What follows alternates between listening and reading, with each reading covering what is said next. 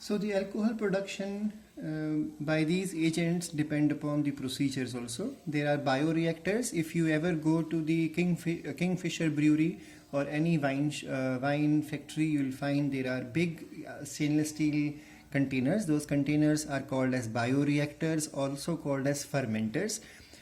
So there are bioreactors, and then there are nutrient media which are sterilized with the steam under pressure. So the containers and the medium which is prepared for as a nutrient to the yeast or bacteria, they all are sterilized with steam under pressure. Then they are allowed them to be cooled down. Then this medium is inoculated with pure selected strain of yeast for fermentation by any of the following three methods. So there are various methods of procedure of alcohol production. One method is batch process. Now what is batch process?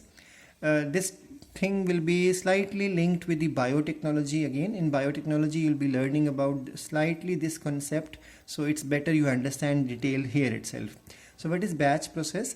A batch of large volume of medium is inoculated with yeast. Then nutrients and yeast are allowed to remain in the bioreactor, those big fermenter vessels, stainless steel vessels, fermentation tanks, for maximum fermentation product. It is 6 to 12. Now if you remember in 11th class we have learned that after 12 to 13% of the glycolysis, the microorganism would die. If you remember, the fermentation topic is there in 11th class. So that's the same thing. It is not possible to go beyond 12 or 13% of fermentation maximum alcohol production, because it becomes toxic for microorganisms after performing glycolysis and fermentation. So the microorganism would die. So that's why that is the maximum concentration of alcohol possible. It is called as wash. Product is recovered from the wash and bioreactors are cleansed, re-sterilized, and then fresh batch is started. So it's batch by batch. That means you put one batch and then you prepare the product, withdraw the product, then wash the whole thing, start the next batch. Now another method is continuous process. Now in continuous process, a portion of medium with fermented product is removed at intervals and fresh medium is added. Now in this case you clear the whole container and start again. In this case you don't do this step. There are two points. One is input, the second is output. From one point you keep adding new material, that means new medium, because medium gives nutrition and slowly nutrition is finishing.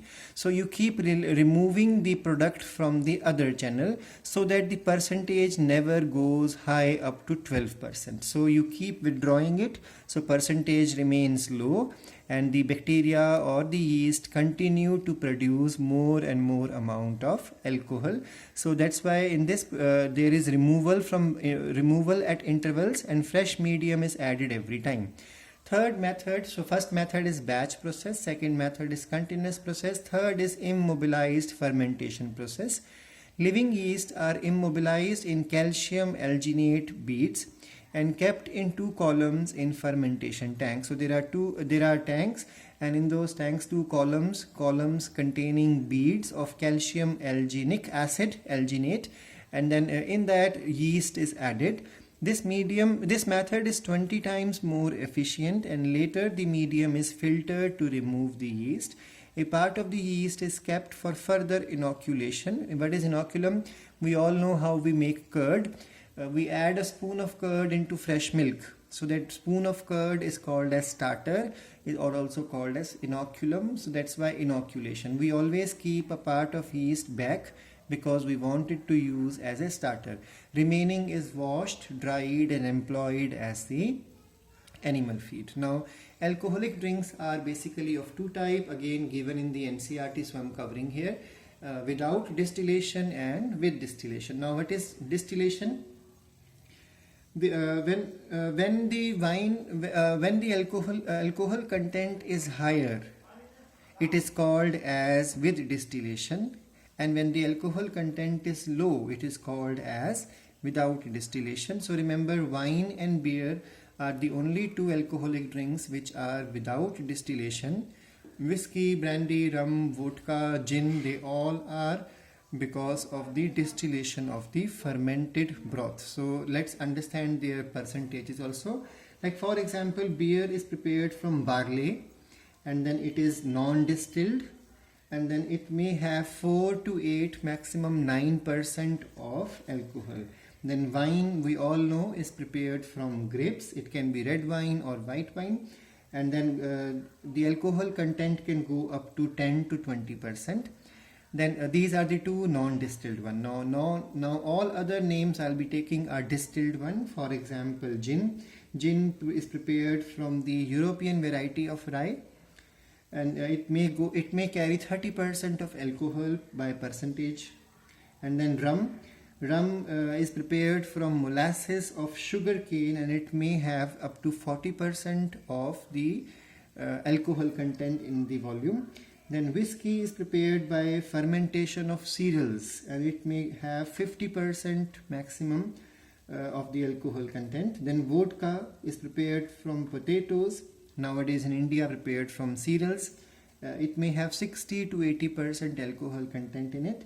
And brandy is prepared from fruit juices and can have 60 to 70%. So most potent out of them are brandy as well as the vodka. So this is all about the alcoholic drinks. Now the next thing to understand are the antibiotics.